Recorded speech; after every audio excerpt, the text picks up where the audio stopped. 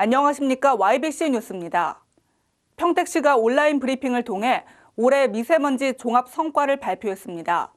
지난해 같은 기간보다 미세먼지 40%가 감소돼 공기의 질이 크게 개선된 것으로 나타났습니다.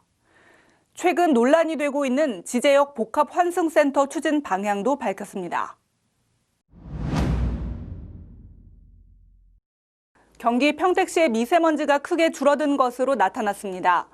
올해 1월부터 4월 초까지 평택 지역 초미세먼지 평균 농도는 세제곱미터당 25 마이크로그램으로 지난해 같은 기간 세제곱미터당 42 마이크로그램보다 40% 감소했다고 설명했습니다. 경기도는 29%, 전국은 31% 감소했습니다. 시는 코로나19 사태로 중국과 국내 경제 활동이 감소했기 때문이라고 분석했습니다. 경기도나 전국적으로 한 29 내지 한 30% 정도는 이제 저감이 됐기 때문에 그 부분은 전 시민들의 공감하리라고 보고 평택시 한 40% 저감됐기 때문에 한 10% 이상 추가 저감됐다는 말씀을 드리겠습니다. 아울러 정장선 시장은 평택 지역 초미세먼지 감소율이 경기도 전체에 비해 11%포인트 더 높은 이유는 지난 2년간 추진해온 평택 푸른 하늘 프로젝트의 성과도 영향을 미쳤다고 설명했습니다. 올해 1월 1일부터 서부발전의 그 연료를 중유해서 가스로 전환을 했습니다. 그리고 그 현대제철에서 제3기 미세먼지 저감 시설이 완료가 됐습니다. 그리고 지금 평택항은 정부의 항만 대기질 특별관리지역에 포함되어 있습니다. 시는 미세먼지 종합 대책의 하나로 평택 당진항 부근 한국 서부발전의 중유 발전기 4기를 올해부터 청정 연료인 LNG로 전환했습니다. 또한 항만 대기질 개선 특별법에 포함된 평택항을 항만 대기질 관리 구역으로 지정, 황산화물 배출을 규제해 효과를 보고 있다고 밝혔습니다. 운행차 배출가스 저감 사업, 전기차, 수소차 등 친환경차 보급을 위해 노력하고 있다고 덧붙였습니다. 이어서 평택시는 난항을 겪고 있는 지제역 복합환승센터 추진 방향을 밝혔습니다. 현재 지제역은 고덕국제화 신도시, 동서도시개발지역 등 도시 핵심을 연결하는 중심축으로 SRT, 수도권 전철이 운행 중입니다. 향후 수원발 KTX와 국토교통부에 건의 중인 GTX가 연장되면 광역교통의 중심이 될 것으로 보입니다.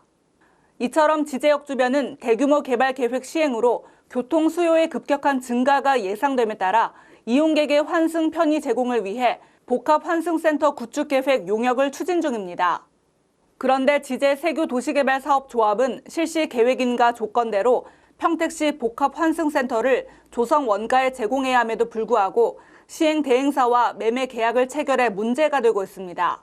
또한 한국철도시설공단에서 추진하던 지제역 서측 역세권 개발 사업의 취소로 동서측을 연계하는 복합환승센터의 통합 개발에도 차질이 생긴 상황입니다. 이에 시는 동측 복합환승센터 부지를 실시 계획인가 조건대로 조성 원가에 확보할 계획이라고 밝혔습니다. 최근 논란이 되고 있는 지제 세교 도시개발 사업지구내 복합환승센터 부지를 조합해서 시행 대행사에 매각한 사항에 대해서는 실시 계획인가 조건대로 시에서 조성 원가로 매입을 하여 환승 체계를 정비할 계획입니다. 조합에서 인가 조건을 이행하지 않을 경우 행정명령 등 강력히 조치한다는 방침입니다. 시는 동측 부지 확보 후 환승 체계를 우선 정비하는 한편 향후 개발 예정인 서측 역세권과의 연계를 통해 동서측 복합환승센터를 일괄 개발할 계획이라고 설명했습니다. 평택시는 미세먼지 완화를 위해 앞으로 도시숲을 조성하는 등 256만 그루의 나무를 심어 평택 전역을 녹지벨트로 만들겠다는 계획도 밝혔습니다. 또한 지제역 복합환승센터는 상업, 업무, 문화시설 등 복합 문화 공간으로도 조성해 지역경제 활성화에 기여하겠다고 덧붙였습니다. 지금까지 YBC 뉴스 김은수였습니다. 시청해주신 여러분 고맙습니다. 지금 평택의 새로운 시대가 열립니다. 문화로 하나 되며 평화로 하나 되며 대한민국에서 가장 빠르게 도약하는 도시 평택. 혁신적인 일자리와 자연 속 휴식이 공존하는 도시. 행복한 도시. 건강한 도시 평택이 희망찬 미래를 열어갑니다.